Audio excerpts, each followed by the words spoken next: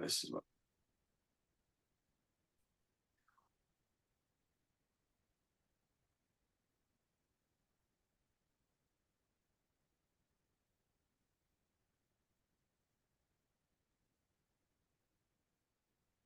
All right. Good Welcome, evening, everybody.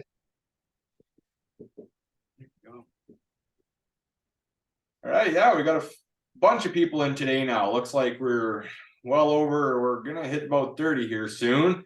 But yeah, welcome everybody for joining. Ryan and myself are on here for you guys at all times. So just so you're aware who's gonna be talking with you guys, we'll do some intros here. But as you guys are in and you can see and hear us, please make sure you put it in the chat that you can. So I know I'm just not talking and muted or anything like that. So definitely use the chat as much as you guys can, because that's going to be a big thing going through this.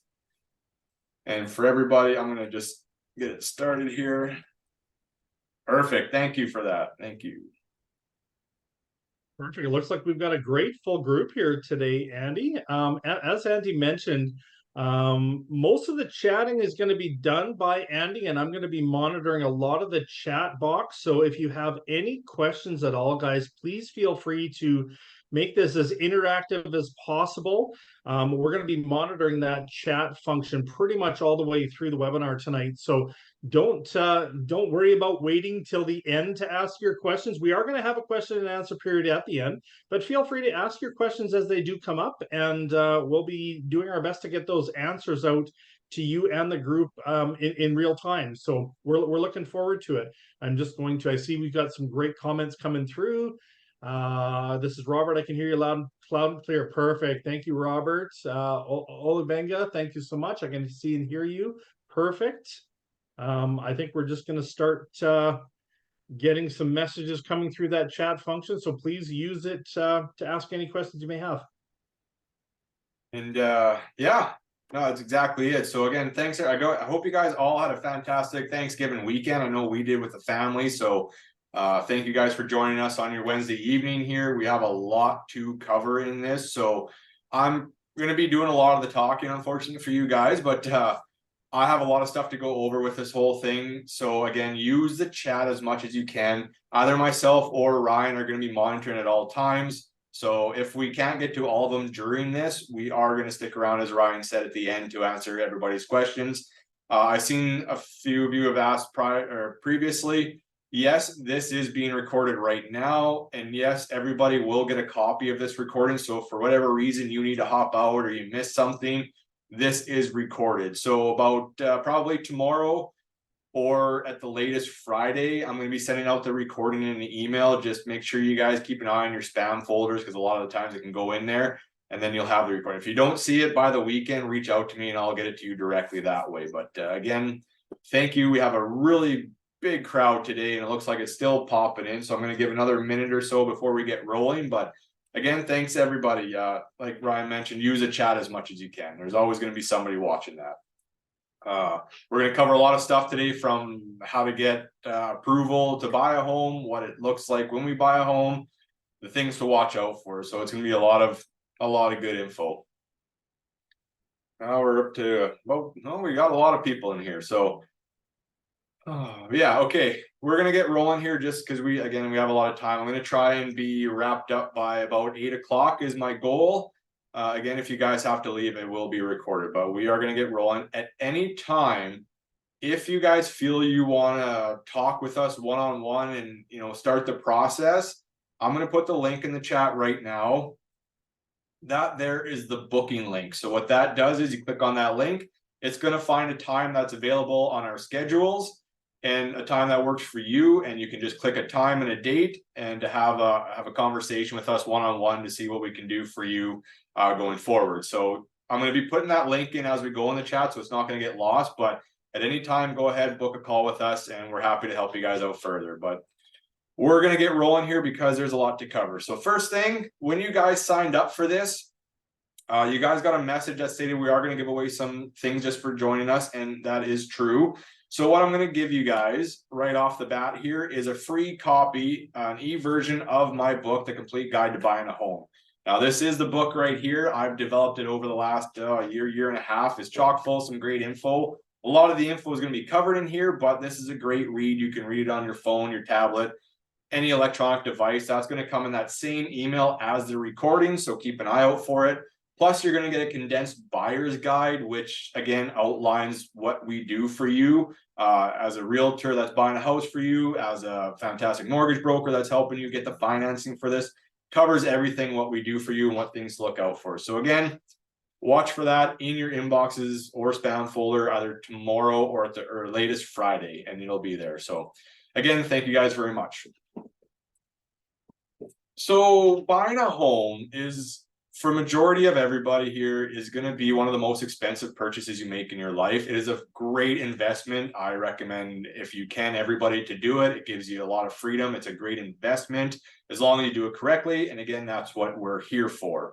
So if you guys are feeling any of this, don't feel bad, because I bought my first home before. Ryan's bought his first home before.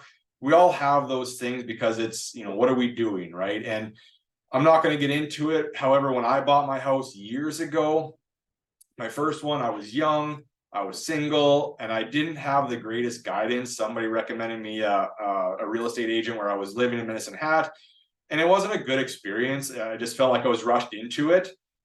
So sorry, this is going to be recording, so go ahead, you guys can ask for that.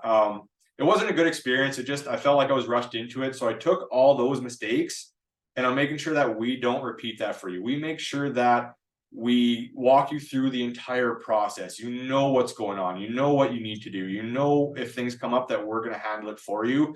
To put it bluntly, we're literally going to hold your hand the entire process, because this is a big process. It's a big step, and we want you guys to feel as comfortable as possible. So again, that's what we're here for.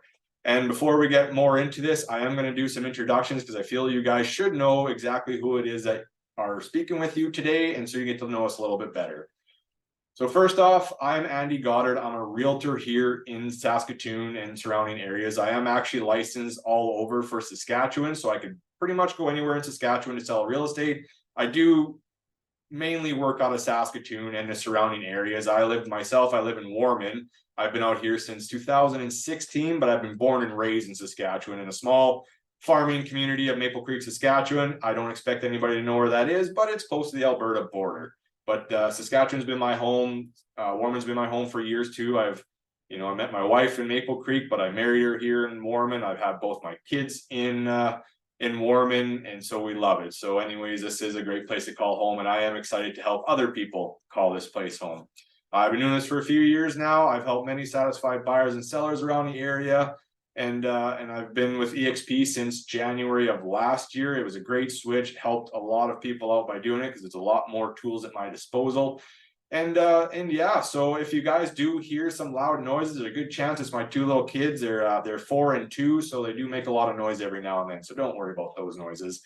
But when it comes to real estate, I've got you guys covered. I look out for your best interest, but there's two sides to this real estate thing, and it goes hand in hand. And that's why I have partnered up with Ryan. I haven't found a better mortgage broker than Ryan. I've worked with a few of them before I met Ryan, and so far he's blown them all out of the water. But without a mortgage broker, real estate just doesn't work as well, because unless you have cash in hand, you need a mortgage broker to help you finance your home. So without him, it's going to be really tough. So anyways, I'm going to pass it off to Ryan. He's going to tell you a bit about himself and the other half to this great team. Well, good morning, or good evening, everybody. What an absolutely fantastic intro from Andy. Andy and I have been partnered up for a while now, and one of the biggest things about, like he mentioned, about the real estate transaction and buying a home is there is two sides to that equation. Really going out and finding that beautiful brand new home. Andy is going to do an absolutely amazing job in doing that for you.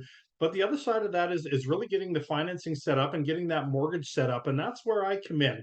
I have been a mortgage professional for over 20 years now in Saskatchewan. I am born and raised in Saskatoon, but we do service the entire Saskatchewan market. I don't have quite the young kids at home that Andy does. Mine are older at 28 and 25, so you won't hear the young ones come in. But I've been married for almost 29 years now, have two older children, and yeah, really, the big thing about the mortgage industry is working with a professional that has that you trust and really has the your best interest at heart. That's what we always strive for, is making sure that we find mortgage options and housing options that really fit you and your family. That's our ultimate goal, is to ensure that this fit is perfect for you, and making sure that all the options that you need in your home and in your mortgage are really prepared for you by Andy and I. So we look forward to working with you all the way through the process, walking side by side to answer any questions and making sure that all your needs are covered. One thing that you are going to mention, we talked about the chat box. If you have any questions, please put all your questions in the chat box, and we will get those answered quickly for you. Andy mentioned the booking link as well. All the information that we're going to offer you this evening is very widespread and generic. We want to really make sure that when we do speak to you directly, that we have that one-on-one conversation to ensure that your personal situation is taken care of, and that your personal wants and needs in your house and your mortgage are taken care of. So at any time during this presentation, click on that booking link to set up a call with Andy and myself to get that process started. All right, Andy, I'm going to kick that back over to you now. Thanks so much. Thank you, Ryan, for that. So Ryan is going to be your go-to guy for financing. He is great with answering all the questions.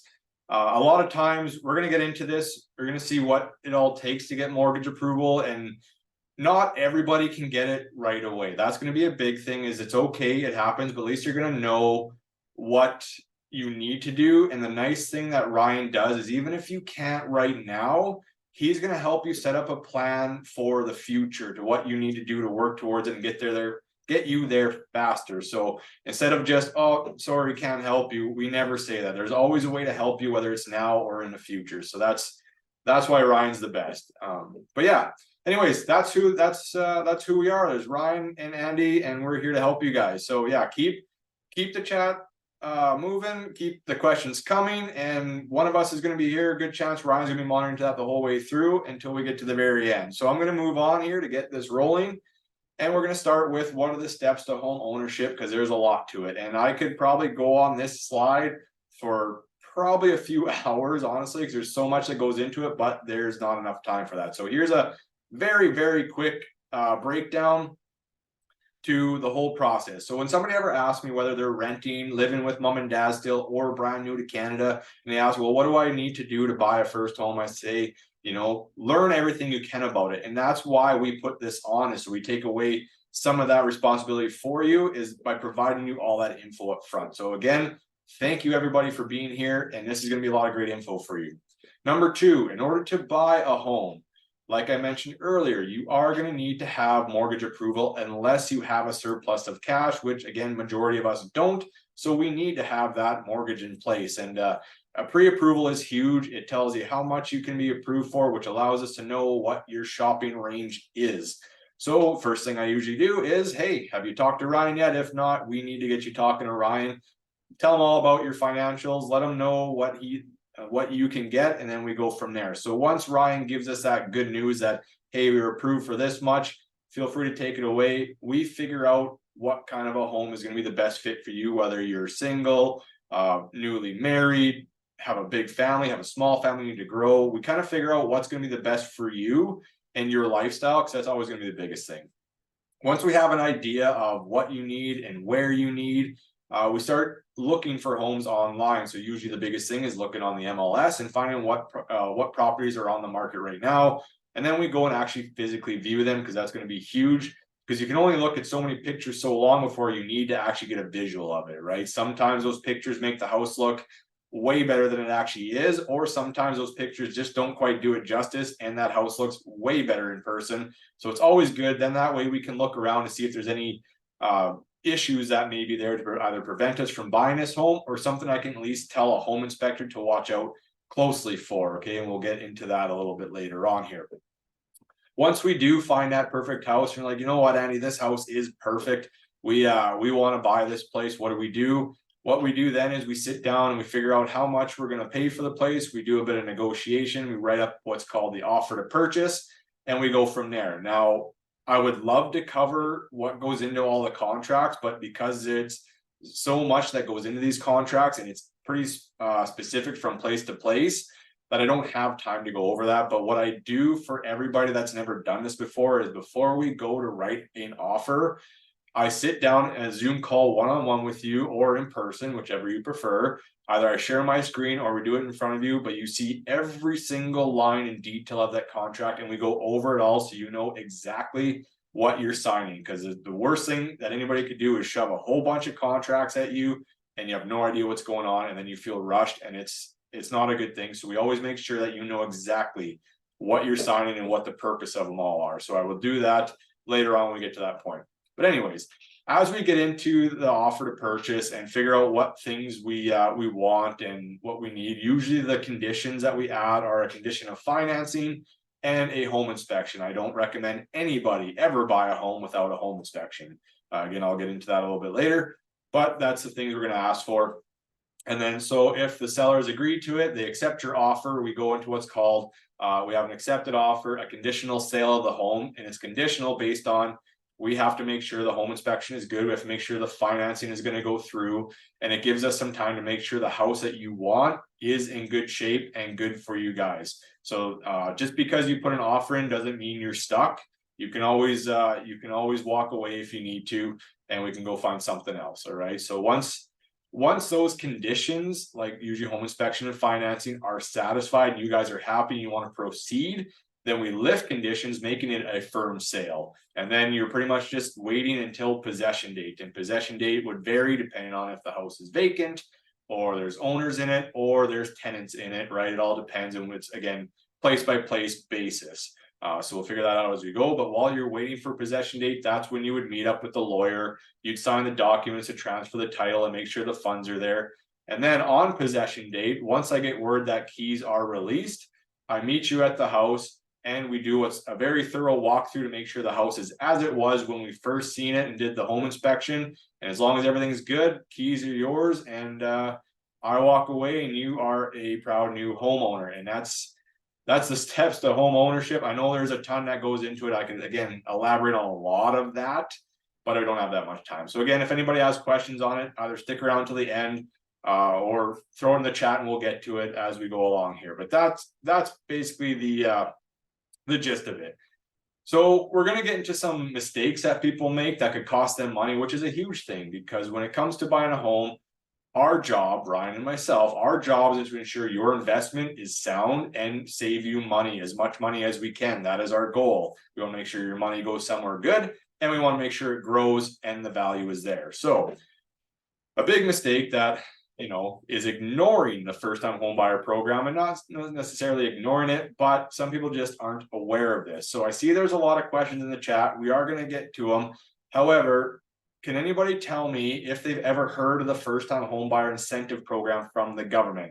I'm just curious if anybody's heard of this before, so feel free to throw it out there. We got it to know. Okay, well, that's all right. So we have one yes, which is good. I'm glad. So I am going to elaborate on it. So there's a few people. Okay, good. There's actually more people that know about this than before, which is good. The FHSA is a different thing. I can let Ryan cover on that later on. We don't really cover it in this, but we will talk about that later if you want. This is different from that first-time home buyer savings account. Okay, this is a little bit different than that. But anyways, there's a lot to cover in this too, and I apologize if all these numbers that are going to come at you might hurt your head a little bit, but I'm going to do my best to elaborate on this and show you why this is a good program. One thing we want to say too with this program is for people that need to use it. If you don't need to use it and you can buy a home on your own, we do recommend doing that. But if you do need to use this is a great program, and yes, we've used it with a lot of people, so it is a good program. So far, the government of Canada has used about $1.25 billion worth to make home ownership more affordable for anybody that's new to Canada or any Canadians. Now, this number is a little bit older now. I think this was from 2019, but you get the idea. what this is the money that they're going to give you is a shared equity mortgage. So basically the government of Canada is investing into your property value. Okay, so they want to share and hope that your investment grows in value just like we do, right? So the money that they give you is not interest bearing, so there's no interest that accumulates on it. You don't have to make any payments on it, and it's repayable at any time without a prepayment penalty. So what the government is going to do is, in order to buy a home in Canada, the minimum down payment you need is 5%. Now, what the government is going to do is they're going to basically double that 5% and give you an additional 5% to increase your down payment, okay? It can go up to 10% if you buy a new build. So if you buy a brand new, newly built home, it can go up to 10%. I don't touch a lot on new builds, but it is something out there you guys can use to be aware of that. So that's what they're going to do, and I'll explain here why this is such a benefit. But first off, who can apply and use this? So basically anybody who's a Canadian citizen, a permanent resident, or anybody here on a work visa that has a minimum of 184 days left remaining on it can qualify for this. At least one person has to be a first-time buyer. So if you are going in with a spouse or somebody else, as long as one of you is a first-time buyer, you can use this. If you are going in with somebody or yourself, but you make over $120,000, they won't let you apply for this because they find that you make enough to sustain yourself. You don't need to use this program. So whether yourself or combined income exceeds that 120, you won't be able to use it. But anything under 120,000 a year, you are eligible.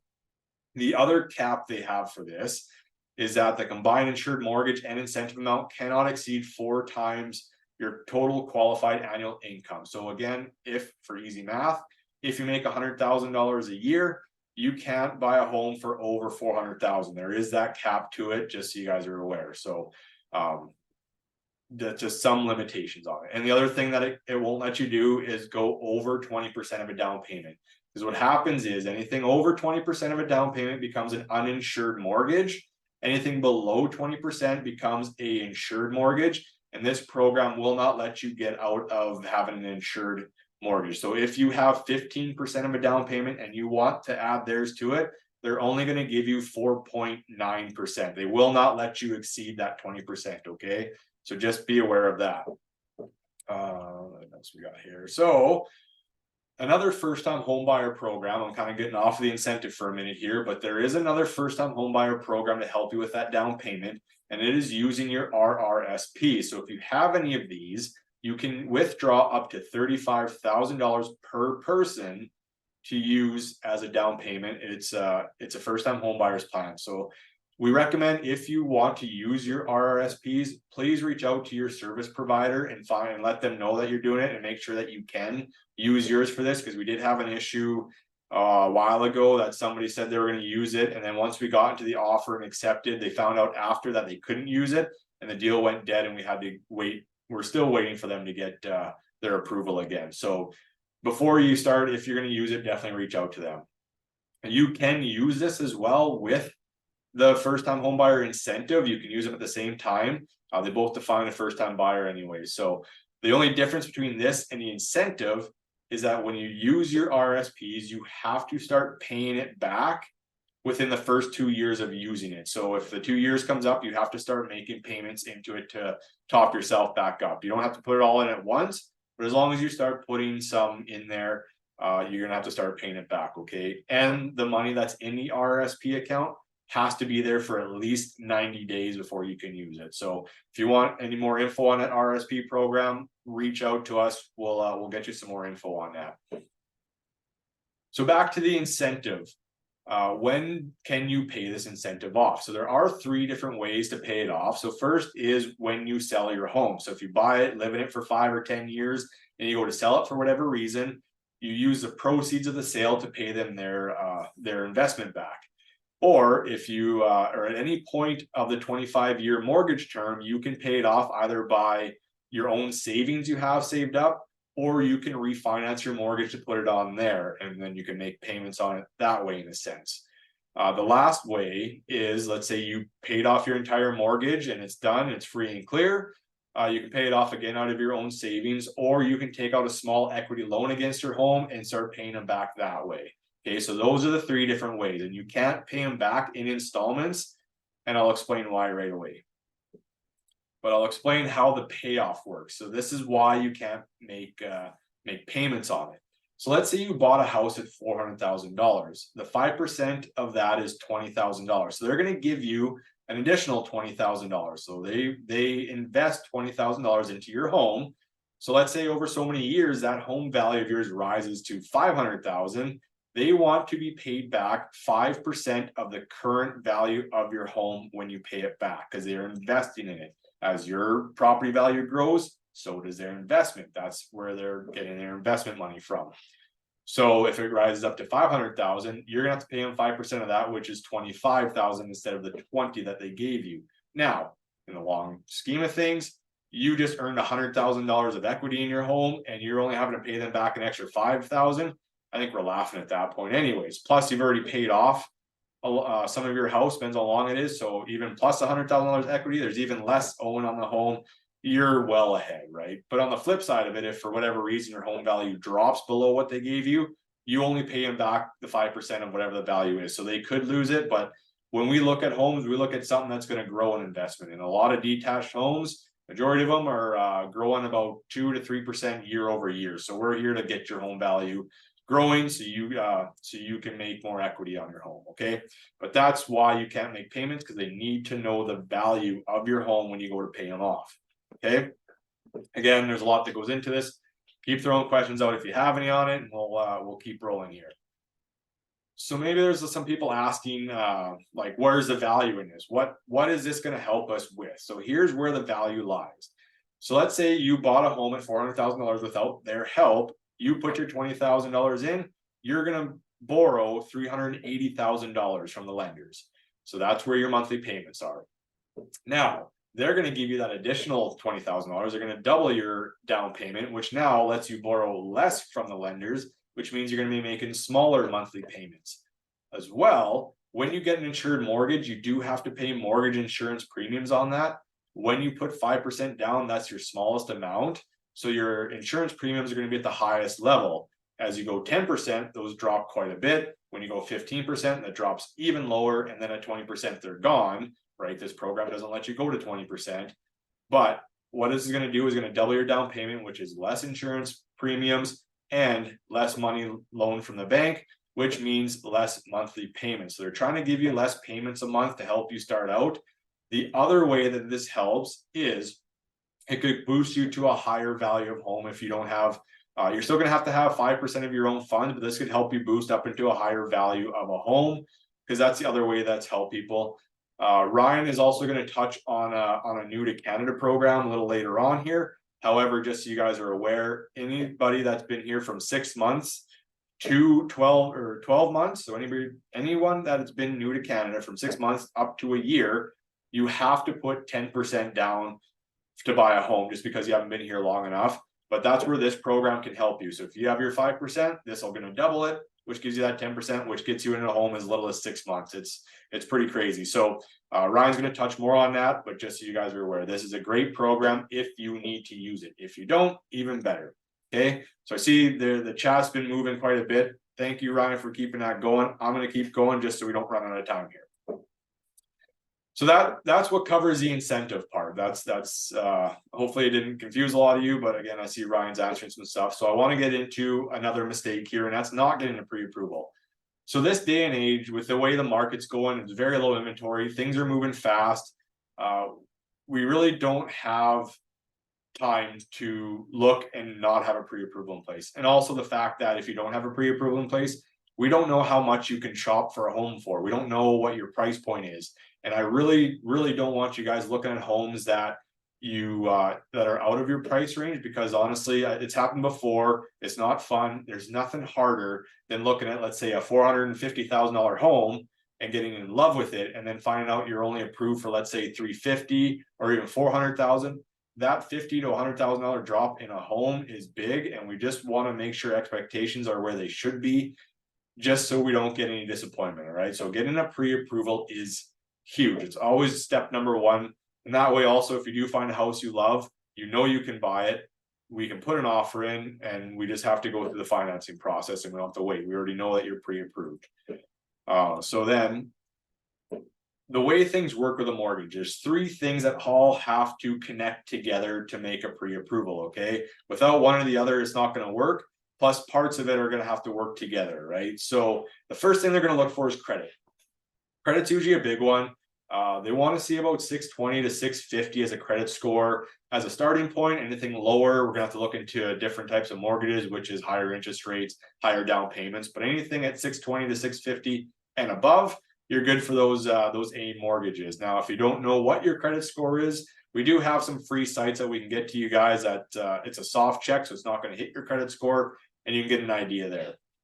Also with credit, they're going to look to see how do you do on payments. Are you make payments on time? Are you late with payments? So you have a bunch of credit cards that are maxed out, or lines of credit maxed out, or loans and things like that, and how well you're paying off. So they're going to want to see that. Then they're going to want to look at your income, because that's also going to be a deciding factor, is how much do you make, right? So for the majority of us, they're going to want to see 2 years worth of tax returns.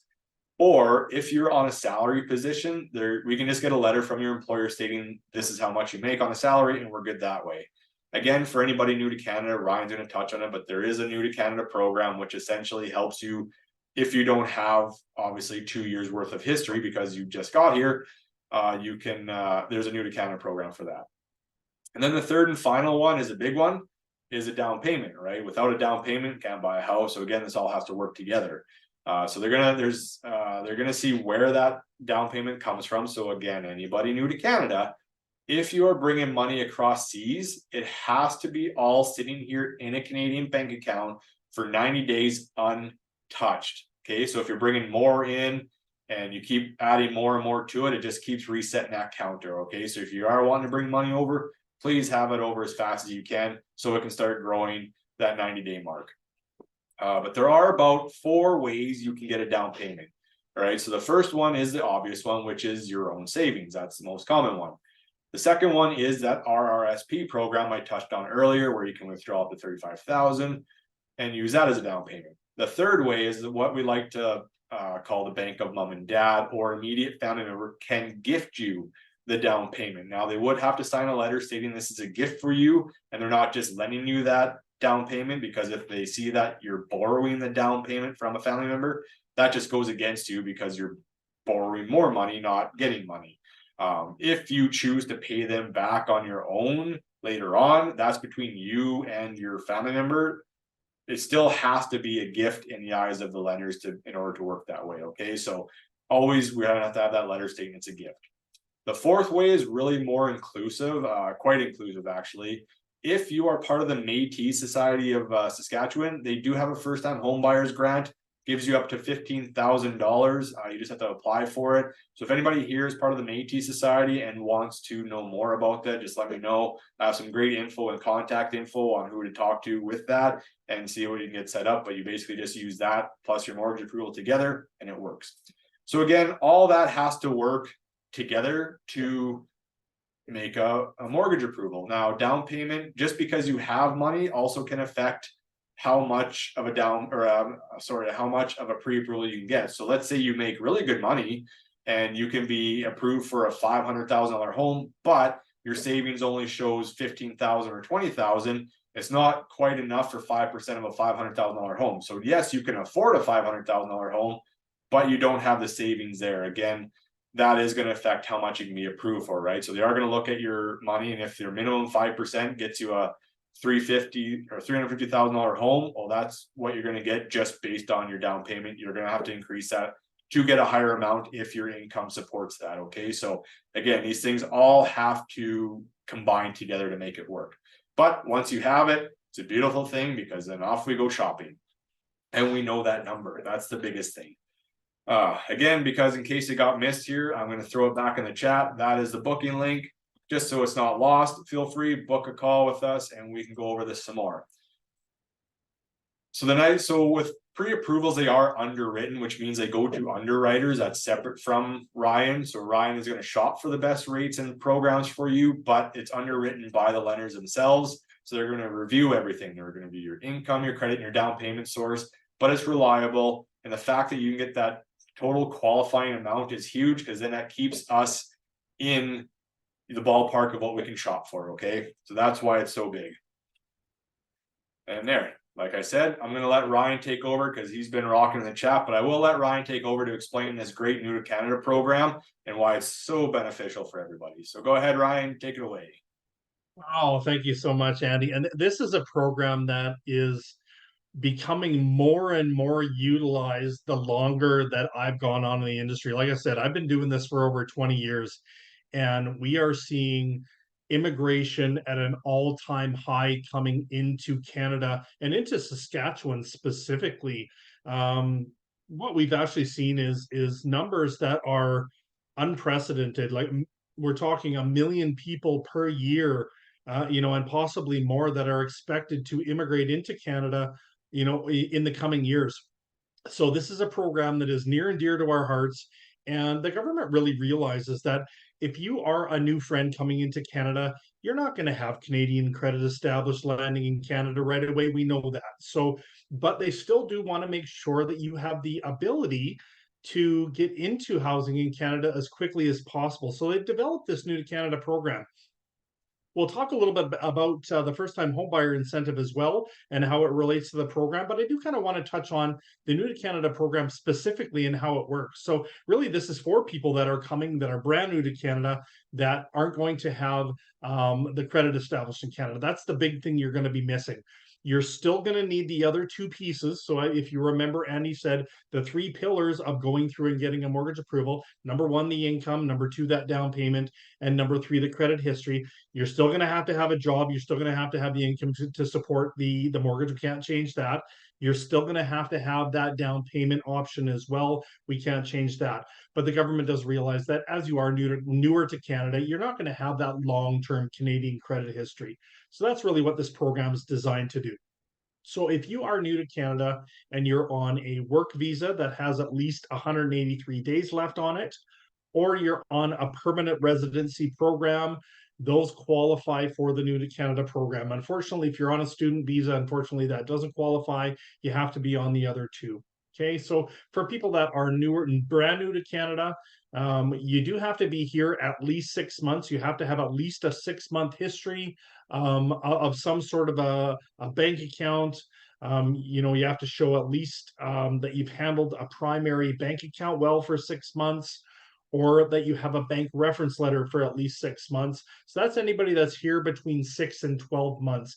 If you are coming from a country that does have a credit bureau that we can obtain, like the USA or the UK, sometimes Australian bureaus can be obtained as well. We can use that credit bureau if you're able to pull it. We can't actually pull that international bureau ourselves. So if you're able to get us a credit bureau from another country that we can view, we can also look at that as well. But typically, most people come here, they don't have that. So 6 months is really the minimum, 6 months to 12 months.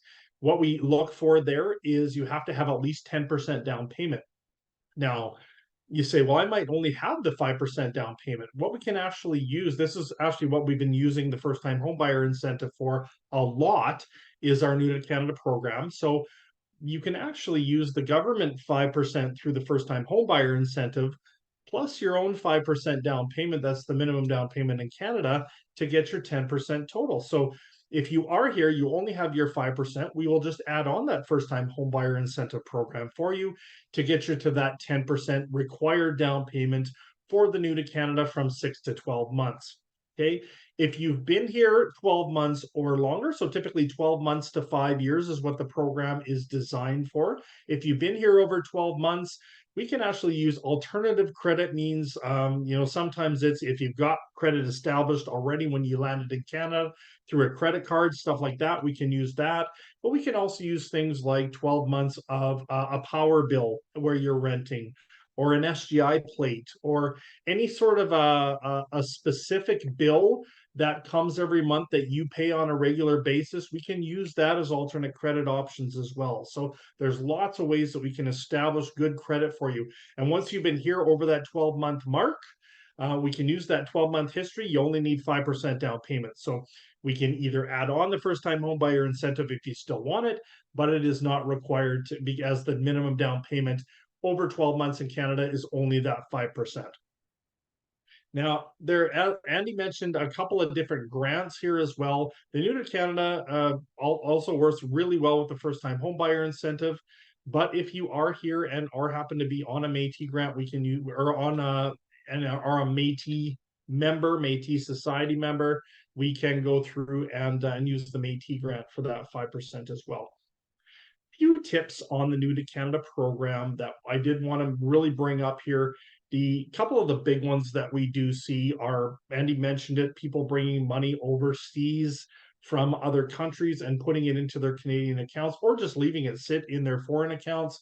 We do typically have to have that in Canada in your Canadian bank account for at least 90 days. They want to do a 90-day history of the funds being there. So once you come over to Canada, please bring all those funds, put them in your Canadian bank account, and let them sit there till you're ready to go. Don't wait until you want to look for a house to worry about trying to collect that all and bring it together. We do have some timelines that we have to worry about when those funds come over. Typically, the banks want to see it there for at least 90 days. The other thing that we do see is on the income side. We do have to have you full-time employed through an employer. So that means you do have to be a full-time permanent employee, and you have to have deductions taken off from your employer. CPP, CPP, EI, and income tax have to be taken off as a regular employee. If you do come over and you are self-employed, or you come over on a temporary contract, typically we need at least a 2-year history of that income to be able to include it. So people coming over, we see lots of people coming over that are in IT services, things like that, and they come over on contracts. We typically need a 2-year history of those. So to get in right away, we need to make sure that the income is a guaranteed full-time job, that you have deductions taken off by you are a regular employee and deductions taken off your pay stub. Those are two of the big things that we always worry about with New to Canada clients. But the biggest thing is that we do have a program that is specifically designed for you by the Canadian government to get you into housing earlier. All right, Andy, I'll flip it back over to you. Awesome. Thanks for the great info for that, Ryan. So this New to Canada, it's a huge program, and it's definitely very helpful. We've helped lots use this program. So we're going to keep rolling here. We're about, I got about 20 minutes, and I can try my best to get the rest of this in here and without overstepping some things. So the last little bit to this is I want to touch a little bit on, we haven't used this. I don't think I've ever had to use one of these yet, but it's an option if you need to, and that is a co-signer. So if you need help with your mortgage or getting approved for a mortgage, you need a co-signer. It is an option.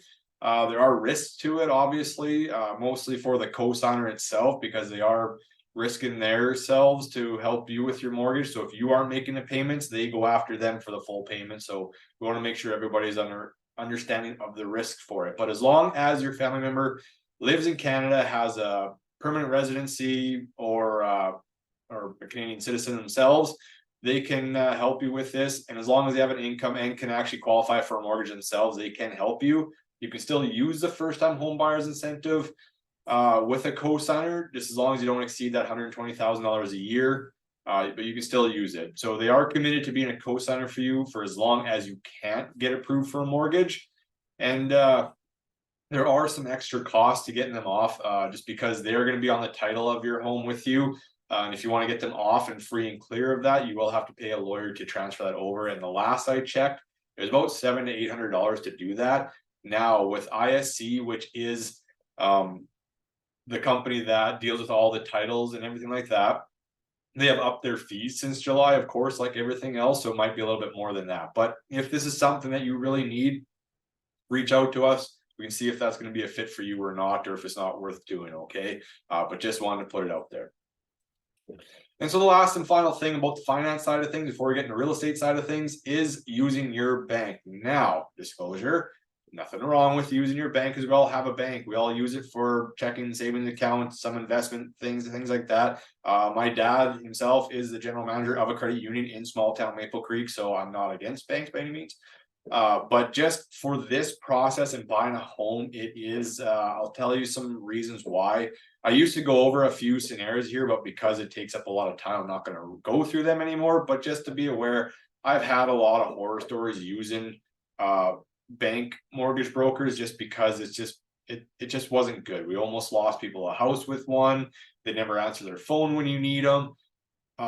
Again, nothing. I have worked with some that have been really good, don't get me wrong, but it's been more headaches than it can be, especially with a guy like Ryan on your side. So here's why it's way more beneficial to use a mortgage broker like Ryan instead of using your bank.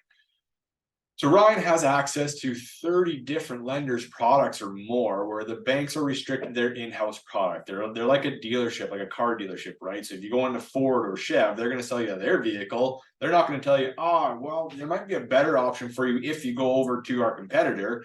Obviously, they're going to sell you their in-house product, and that's what you get. Whereas Ryan can go to all the different competitors, much like myself, we can go to all different houses and find the one that's going to work the best for you. So the best rates, the best programs, right? Things like that he can shop for you. Because again, want to reiterate, we work for you to make sure you get the best value, you save the most money, and you get the nice thing, not that the bank is happy because they got your money. Okay. The bankers work normal hours, which are, whatever it is, 8 to 5, and then they're off for the evening, and most of them are off on the weekend. Some are open Saturdays, but either way, they are closed when they're closed, and they won't answer their phones. Ryan will answer his phone. I mean, I wouldn't be calling the poor guy at midnight or whatever unless it's an emergency, but at that point, it might not be Ryan you need to call. But if it's 7 or 8 o'clock at night and it's like, oh, this is going on, and what do? We're going to answer, we're going to help you out. Because a lot of real estate happens after hours because people are off work, right? So we need access to that. There's been so many times I've been trying to deal with mortgage brokers from a bank that you don't answer their phone because, hey, I'm off the clock. You can get my answering machine. I might call you back tomorrow, and that might is a pretty solid not going to happen. You're always hounding them to get you to call them back. It's tough. So Ryan, every time I have a question, Ryan's always been one to answer it right away when I need, as long as he's available, obviously, but he always is there for me. So that's another thing that's so helpful for you. He's gonna, like I said, Ryan's gonna offer you the best mortgage rate up front, right? Where the banks are typically gonna offer their posted rates. And if you want a lower rate, you're going to have to negotiate that. And a lot of people don't like negotiating. That's why you use me to negotiate for your house deals, right? But Ryan is not going to need to negotiate for you because he's going to give you that best program and the best rate as it is. If you choose to see what your bank is going to get for you, which is okay, I always 100% say, take what your bank has offered you and bring it to Ryan. And there's a solid, like 99% chance Ryan can beat that rate, or at least a way better program. Now, if we're talking minimal amounts, like a decimal place of, like if the bank's offering you 6 and Ryan's offering you, 5.9, and you're like, well, it's not that much difference. What's the difference?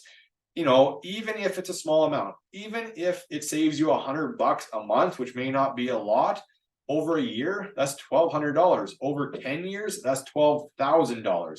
I would rather you save $12,000 in your pocket instead of throwing 12 grand away to the bank just because it was a little bit, they were only 1 or 0.1% higher, right? We're here to save you money, and I'd rather you pocket the money versus the banks pocket the money. All right. Ryan, as I mentioned a lot through this, works for you and your best interest. Whereas the people at the bank, yeah, they work for you in a sense, but their employer is the bank, and they need to make sure their bank is happy. Okay. And you can call, like I said, Ryan, anytime with any questions that you need help with. Whereas the banks are very hard to get a hold of some days. Right. And I've had days where it's been hard to get a hold of them, and it's hard to communicate, especially when you need them. All right. So that's why it's so big to use a mortgage broker. Ryan is one of the best. So definitely utilize the services. It's crazy not to. The other thing to think about with banks over a mortgage broker is banks can have payout penalties. Things happen in life. It just happens. Whether you have a new job, you have a growing family, you want to downsize, you need to move cities, whatever the reason is, you want to make sure that when you decide to sell, you aren't going to get penalized majorly for it. Okay. Now, you're going to, payout penalties can be there because if you're selling your home without paying off your mortgage, there's going to be what's called payout penalties. Now, Ryan's going to break it down for you and show you what it is. And we're going to try to get you little to no payout penalties. We can't guarantee no payout penalties, right? But at least we're going to try and keep them as low as we can. Whereas I've heard horror stories of banks having very high payout penalties, and we just want to avoid that because we don't need you paying a lot of money to move for whatever situation that comes up. Okay, so again, saving you money. That's the biggest thing. So that covers pretty much everything for the finance side of things. There are a lot of things, but it gets more into more personal per person. That's why we always recommend booking a call with us so we can go through you personally and whatever specific to you. Okay, so again, I'm going to keep popping that in there. I've got 10 minutes. I unfortunately might run a little late down here, but I'm going to try and get through this stuff as fast as I can here. So the real estate stuff is going to be a bit quicker because there's not as much to touch on compared to the mortgage stuff. So a mistake a lot of people make is buying directly from a builder. So this kind of transitions into what I was talking about before. I don't talk a lot about new builds because most first-time buyers buy resale homes, not new builds, but it is a thing. Builders are a lot like banks and vehicle companies, right? They're going to sell you their product and their product alone, but we're here to show you everything to make sure anything that you're buying fits you and not just what they're trying to sell you, right? So they may not have your best interest. They want you to sign the paper and buy their house, and that's it. I'm there to make sure that if you do want this new build, what's in the contract? Is there any hidden things that could increase the cost of your new build, right? If it is in the process of being built, which I am working with a person right now, Ryan and I actually are working with this person right now. Their building is still being built. It's not quite complete yet, but I show up monthly with them to their new build to make sure it's progressing as it should, to make sure there's no issues with the building as it's being built, because somebody needs to be there for you to make sure they are doing their job correctly. Okay, watching the contracts, making sure there's no weird things. With new builds, I can't really negotiate price for you because they pretty much stand firm on their price. Because if you negotiate a bit off of this one, it's going to affect the other one and the other one and the other one. And it's a domino effect to their home values are dropping and dropping. So they stick firm to their price. But what I can negotiate for you is things like appliance packages if they don't offer them, maybe an AC to be installed, maybe different type of fixtures or upgrades of some sort to it. We can add those into the offer to try and negotiate them and put it in for you instead of knocking off the purchase price, which I've done before. Put an AC in for somebody. We've added a handrail and a railing of stairs going to from the back deck to the back. We added that in, right? Things like that we can all add for it. Some landscaping, things like that we can always add into it and try and negotiate that for you guys to help you out. So we want to make sure that you're still being covered no matter what. I have had people ask me, does it cost any difference? Is it cheaper to go to a builder? And the answer is no, because they know that realtors sell most of their stuff for them. They're kind of build it into their pricing as it is.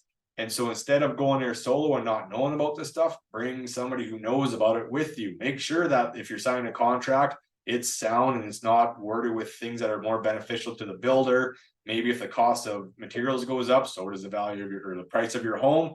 We don't want that. We want to make sure that what you sign on is what you get, and somebody there that's going to back you up and help you out with everything. All right. So that's a big thing, especially with new builds. Okay. Again, don't touch a whole lot on them. There's a lot that goes into them, but again, we can go into that later. Next thing I want to reiterate is don't ever skip a home inspection, ever. It's a huge thing. I've never bought a home without a home inspection.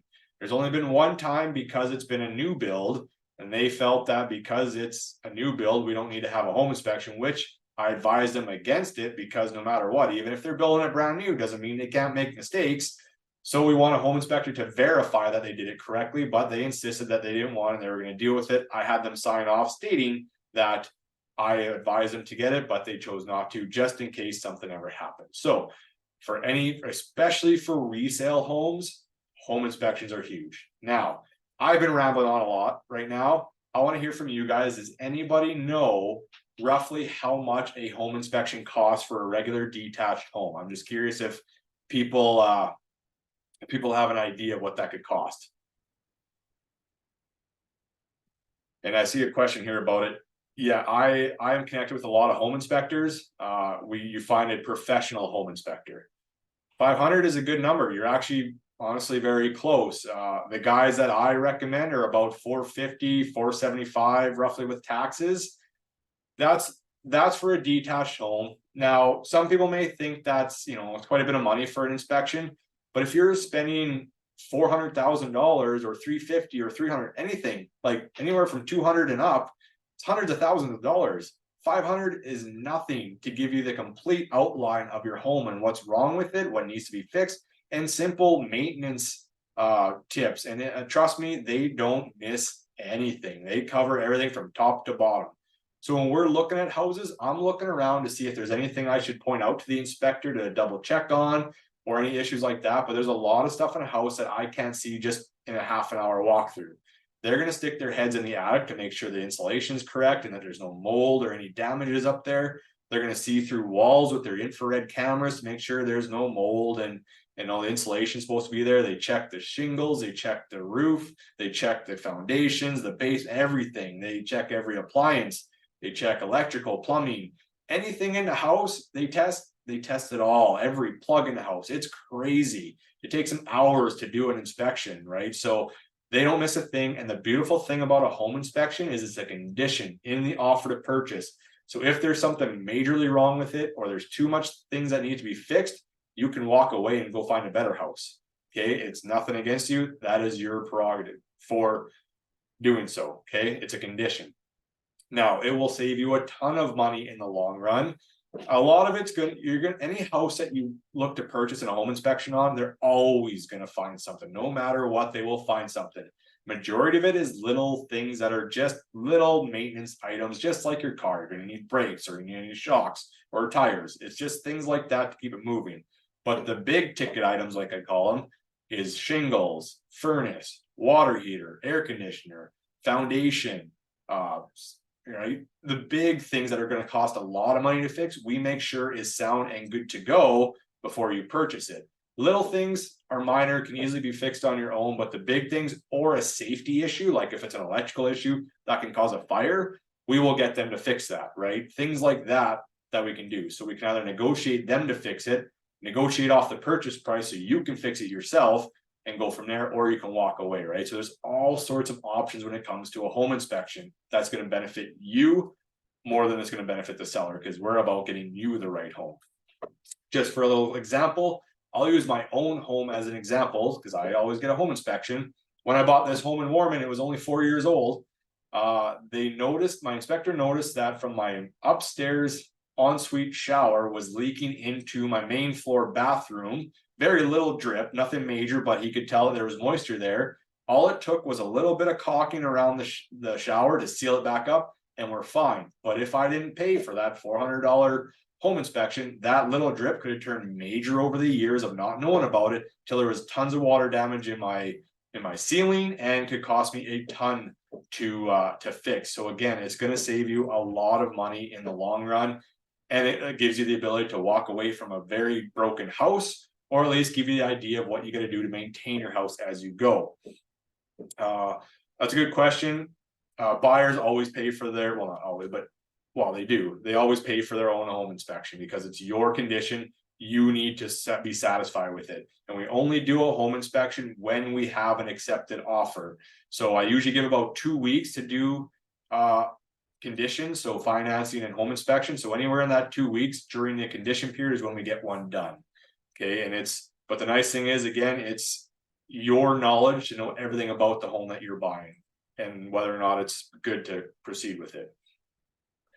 Okay, so I'm running out of time here, which that's okay. I got one more thing to cover, and because condos are still, people buy condos, we got to know a bit about condos. Condos come in many shapes and forms. For the home inspection is about 450 plus GST, which is like 475 roughly. Obviously, that's for a detached home. Townhouses and apartment condos will be less as they go further down because they're smaller and less to look for. But with a condos are anything from an apartment, condo, townhouse, basically any property that is connected to a condo corporation. Some detached houses actually are part of a condo corporation, so we got to watch for that. That comes with condo fees, right? But everything when you buy a condo is all in what's called an estoppel package. That's a condo review document. This is mandatory to get when we write an offer for a condo. It's built right into the contract. No matter what, the sellers need to provide a copy of the estoppel package to us to review. What's not mandatory is you getting a lawyer to review it, but like a home inspection, do not buy a condo without getting a lawyer to review it. You already have to pay a lawyer to do your transaction, so you might as well get them to check this while you do that.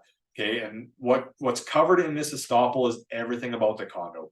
The biggest thing to know about is the reserve fund. That is how much money the condo corporation has put aside to fix any major repairs. If they don't have enough in a reserve fund, they do what's called a cash call, and that means going to all the unit owners and asking you for money out of your pocket to fix the main building. Okay, that's what we want to look for. We want to make sure you aren't getting a cash call coming, which is again going to cost you money.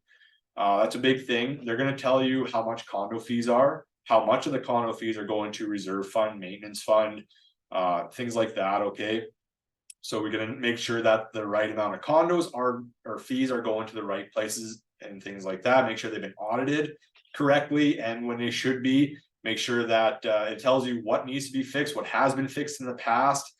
It'll tell you what the bylaws are, what you can and can't do with your unit. So especially when you decide you want to renovate your unit. So if you're buying an apartment condo, those are more stickier for bylaws because there's so many people around you, like below you, above you, side by side. So sometimes they restrict you on actually putting laminate flooring or hardwood in your main living area. They might restrict you to just carpet only to keep that noise barrier. Not all of them do, but we have run into a few that do that. So instead of you going in there, ripping out flooring, putting new ones in, then finding out that you can't and get fined and having to rip it out and put new stuff in, we're just going to save you money off the bat and get it looked at in the bylaws first. Okay. But this covers everything to what your parking spot is, what, you know, it covers everything. All right. So get this reviewed by a lawyer. I've only had it once, maybe twice now, that the lawyer that I work with quite closely, Ryan and myself work with, is he's told us to walk away because whoever was running the condo was not doing a good job. Very many red flags on it. Not enough in the reserve fund, so a cash call in the thousands was coming. They weren't audited properly or even getting audits done. It was a mess. And he's like, do not buy this place. It'll cost you money. So he walked away because it's in the contract, it's in the conditions, it's built into it. You can walk away if you don't like what's in there. So that's why this is also going to save you money, right? So again, if you're renovating or cash calls coming, this is going to save you money by preventing that by getting it reviewed by a lawyer. Okay. Oh, okay. Oh, look at that. 801. I kind of nailed it on that one, but that kind of covers everything of what we got. I try to get it all in an hour. There's so much that goes into buying a house, but you know, I could talk your ear off for hours, but we don't have that much time. I just wanted to get you guys the basics. And then obviously, like I'm going to put in here, book that call with us. And then we can kind of go through everything with you guys one-on-one, more personally, whether it's you want to start the pre-approval process, what you want to know more about what type of house to buy, things like that. We'll go through it together on a more personal level, get to know everybody and go from there. So hopefully, now that I've rambled on for pretty much an hour, hopefully you guys feel a little bit better about this. I know there's a lot of questions out there.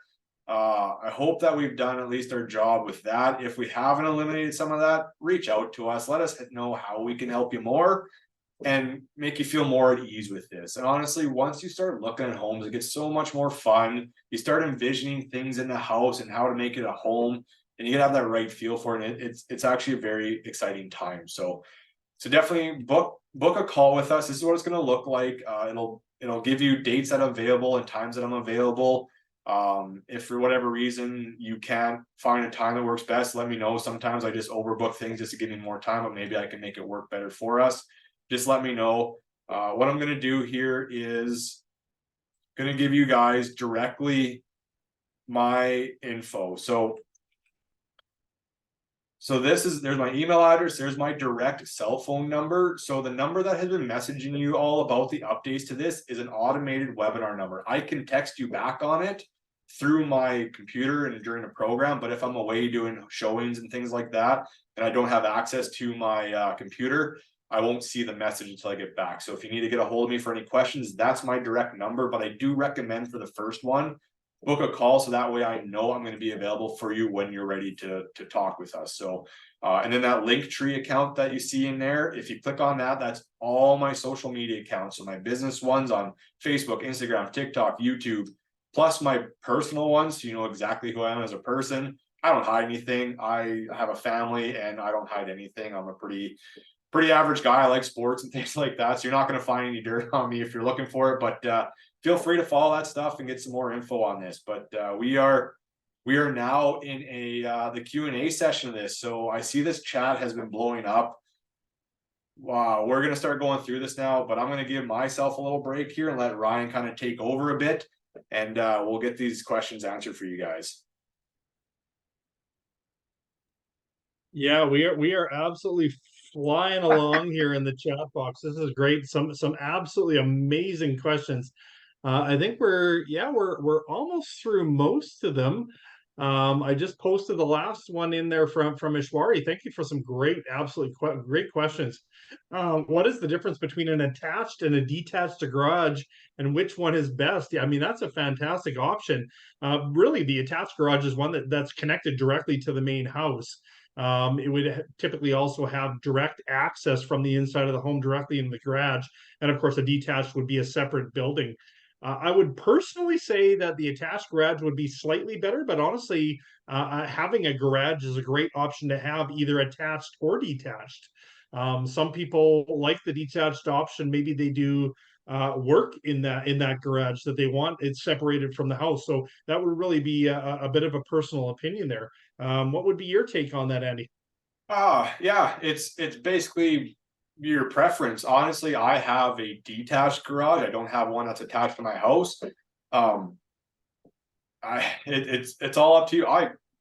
Preferably I would like an attached garage. That way, once I park inside, I can just get out and go into my house. Especially if you have a heated garage. But I have a detached garage. I've been using it for since I've lived here, and it's been fine. It's not heated by any means, but it's insulated, and so I got to walk 10 feet to my back door. Even at -40, it's not a big deal. It's not. It's still a place that keeps my vehicles out of the weather. So it's just the preference, right? Yes, some people like the attached garage with the driveway. They can park on the driveway and in the garage. It's all personal preference, but obviously attached probably a better option, but there's definitely nothing wrong with a detached garage. They all work just as good. Yeah, they all protect your car and keep it warm, right? I Yeah. know that my brother, he actually does work on his vehicles himself. So his wife actually prefers that his garage is detached, so she can't hear the compressor running and all the hammer banging. So it really personal preference for sure. Having the garage is a great option to have on the house, regardless of attached or detached. Another great question from Ioane. Thank you so much. How do I know if I can rent out my condo basement? What I responded was, hi, Ioane, if the home you buy has a legal conforming suite in it, you can use the income from that suite to help you qualify for your mortgage. But you can realistically rent out any basement that you like. We can only use the income from that suite if it is a legal conforming suite. And her follow-up would be, what makes it legal and conforming? Typically, what makes it conforming is separate entrances and amenities in that suite. The big thing is the separate entrance, and it does have to be approved by the Saskatchewan municipality, or so that's Saskatoon municipality. Anything to add on that, maybe Andy, on conforming and legality on suites? Yeah, so there's so much that goes into it. Honestly, I've had people ask a lot, and I've done some looking into it. But again, it's almost like a per place basis. You have to have the right. I just had in my head the right term for it. Okay, I've been talking for so long. It's the right permits in place. So you gotta have permits for it. You have to have egress windows in the basement. So if you have the old style basement windows that are the thin ones that you can't get out, that's not conforming. You have to have windows you can get out in case of a fire. I know there's some you're gonna have to have like a fireproof door to separate the suites and things like that, because if there's a fire in your suite, it can't spread to the main suite. That's what makes it a legal suite. Fire alarms and all rooms in there. There's so much, but then you get to look at some older houses. I think before 2000, they have less regulations than the ones after 2000. It's just, there's a big mess of it. But as long as you have the permits in place and the proper stuff from the city of Saskatoon and the right municipality stuff, they'll let you know if it's legal or not, right? So you can still rent out non-conforming suites. Lots do it.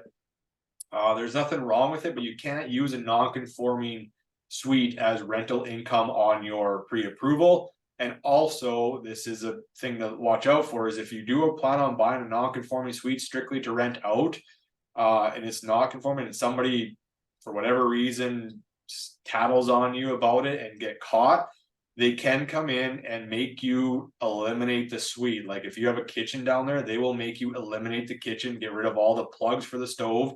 Basically, they not allow you to ever rent it out again. And if it's found out that you rent it out again, then it can be major fines, possibly jail time. Like it's pretty intense. So I've had one house that the owners that were selling it, it was flagged for renting a non-conforming suite. So then anybody looking to buy it to rent out the suite in the basement couldn't, because it's already been flagged. So just some things to think about, not trying to put a big fear on anybody. It's doable, lots do it, but just beware there are risks of doing non-legal basement suite.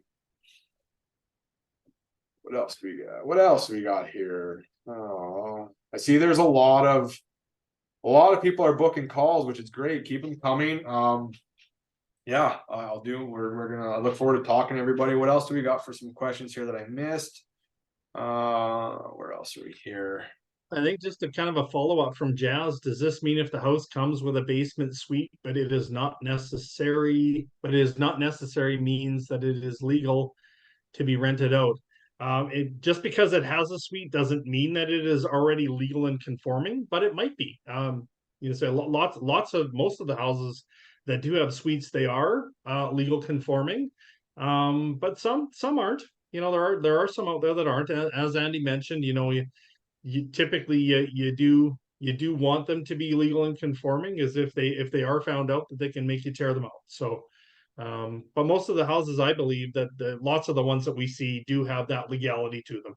Yeah, and we can look at we can pull permits from the city of Saskatoon to make sure. A lot of as long as the realtors are doing their job correctly and they're selling a house with a legal basement suite, most of them put on the listing itself that it is a legal suite, and they'll upload that. They'll show you the permits for them, that they're there, so that you know that it's legal, and we can just avoid that whole issue right there. I see. Oh yeah, you covered that one in garage. Yeah, garages are weird. Houses have to come with a furnace, because there's no way you're going to live in a house at -40. It's going to be ridiculously cold, but they don't care about your garage. It can be unheated, it could be uninsulated, or it could be fully heated. It's kind of your preference. It's like having a garden shed in the back that you can do whatever you want with it. It doesn't make any difference, right? So I have a garage that's not heated, and it's fine. Right, it's a little chillier than obviously a heated one, but it's nowhere near what it was when it wasn't insulated. It was really cold when it wasn't. So just being insulated enough is pretty good. Anything else we're missing? What are the areas that are as affordable to purchase and great? Now that's a loaded question. Where do we start with this? So where did I just miss that? I want to reread it here. I guess you kind of already covered that. Yeah, great areas in Saskatoon. Yeah, majority of people prefer the east side, but I do want to touch a lot on that. The east side is always in everybody's head. No, nobody wants the west side. West side's awful, it's bad. It's not really. If you Hampton area, north by the airport, great area, super nice, super quiet. It reminds me of living in Warman, to be honest with you. It's super nice. Kensington, super nice, well developed, right? And a lot of times that people don't realize is that because people are so focused on the east side, if you can buy the same house that you can find on the east side for, let's say, $450 for almost 20 to 30 to even 40 grand less in Hamptons and Kensington, because the west side tends to be cheaper. So you could buy the same house on the east side for cheaper, and it's the same house. Like, it's crazy. So I wouldn't get this in your head that the west side is bad. There's some great areas. Even Dundonald is a nice area. I've sold homes in there, and I've sold homes all over the city, right? I've sold homes to people in the alphabets because I know that's the big trigger word is the alphabets, and nobody really wants it. But honestly, I've sold to people houses in there, and they have no issues. They like it. They say it's quiet, and they're happy with it. So it's all, based on your affordability kind of dictates where you can buy in the city. But there's so many great neighborhoods in the city, right? There's so many good options. So I wouldn't let it you're right. There transit routes in the Hamptons are a little bit less, so I will give you that one. I did get a direct message about that, but yeah, not much transit routes, but if you have a vehicle and you're not worried about that, it is a good solid option. But yes. The owner asking us to buy his house. There's a basement suite, then there's another suite, so it's two renters, but it's not separate utilities. We have to share with them. Okay. So, so they're asking you to buy it. Now, I've been through a lot of these lately where people are like, my landlord wants me to buy the house because they don't want to deal with it anymore. And every time I go over there, I haven't been to one where it's like, yeah, this is a good deal. It's always been a bad deal because they're always trying to get more money than they're worth out of them, and they need a lot of repairs. I've been to now a total of 3 in the last few months that they wanted me to tell them how much it's worth, and they've been consistently about 50,000 under what the landlord wants, and so much work need to be put into it to even make it worth that. So yeah, I would watch on that. If that's they're trying to push you to buy it, really be careful about that. Getting a lot of direct messages, Ryan. So if you're not seeing them, I got some here. Is it better to buy in Yeah, me too. surrounding acreages or cities, specifically at a limited budget? Well, if you have a very limited budget and you want to be outside the city, it depends on what your budget is, but you would have to go at least half hour, 45 minutes out of the city. Because even if you get to towns like Warman, Martinsville, Dalmany, Langham, they're all kind of the same. Langham's a little bit less, but like Dalmany, Martinsville, Warman, Vanscoy, because they're so close to the vicinity of Saskatoon, they're almost the same value there. You have to get a lot further out to get those values to drop a bit. Acreages are more money if you have a limited budget because there's so much. You're buying land. There's a lot more work to acreages unless you get one that's built on with city amenities, so water, power, heat is all supplied by the city, then it's a lot easier. But if you're in an acreage that has well water, you gotta haul your own water, pump your own sewer out, things like that, it's a lot of work to watch out for. But if you're okay with it, acreages are a good option too. If you don't want to be in the in the neighborhood or around other people, it's not a bad option. But it's hard to find acreages close to Saskatoon that are cheap. You're going to find really not a lot that's worthwhile. Just to be aware of that. So we got, would you suggest buying Vanscoy land? Yeah, Vanscoy is a good place. I've showed a few houses out there. I haven't quite found a right one for somebody out in Vanscoy, but I have showed some houses out there. Langham, same thing. They're good places to buy. What else we got? So yeah, if you want to buy outside, there's lots of good towns surrounding Saskatoon. That, like I said, I live in Warman. I have no issue with it. It's nice. So yeah, I wouldn't be too concerned with that. We can always find you something around there. Anything where we got here?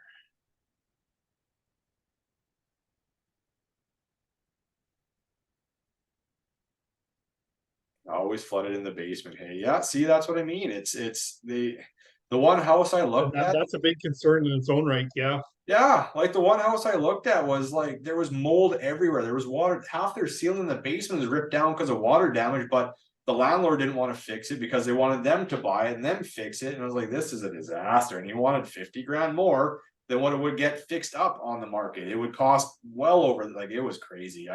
So now, after talking with them about it, they are actually looking to get out of their pre-approval with us. We're just waiting on some more things with that, probably not till next year, but because they found it's going to be cheaper to buy a home than it is to buy the one the landlord was trying to sell them, and they're going to lose a lot of money on that if they do. So yeah, but yeah, keep the questions coming. If anybody has questions on stuff, we're here. I'll stick around for a little bit longer if you guys want, or we're getting a ton of people booking some calls with us, which is good.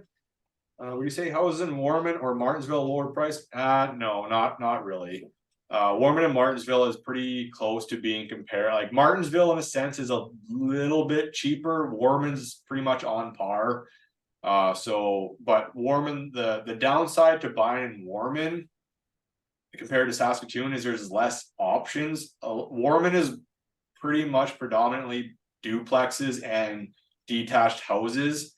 You're not going to find a lot of cheaper townhouses and things like that in Warman. It's too kind of newer for that.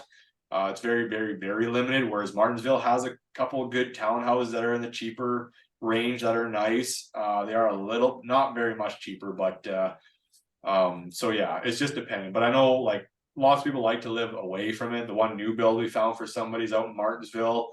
I live in Warman, and people are like, well, it's too far out, but really it takes me 15 minutes from my doorstep to the north end of the city. Takes me about 15 minutes on a double lane highway. Sometimes I find if I'm driving from, like if I'm going to Ryan's place in Stonebridge, probably takes me during rush hour or rougher time of traffic the same amount of time to get from Stonebridge to the edge of the city than it takes me to get home. So it's not that big of an issue. Best option for 250K to 315K budget detached or townhouse. Really good question. It depends. Actually, that's more of a personal preference, really.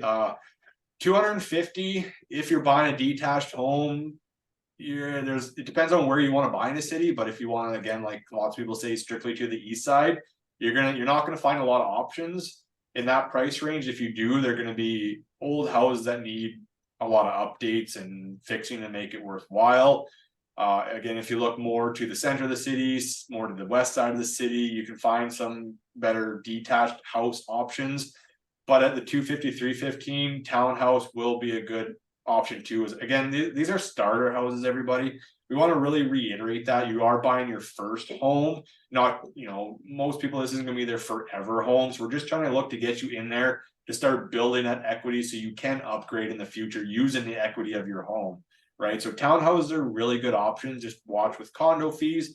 So if you're approved for 350 or 315 and there's condo fees on there, good chance your approval is going to be around the Ryan be better at this than I am, but like the 290, 300 mark, because they have to make up for those condo fees. So all good options. I can show you both options so you get that good idea of what's out there and see what's a good fit for you.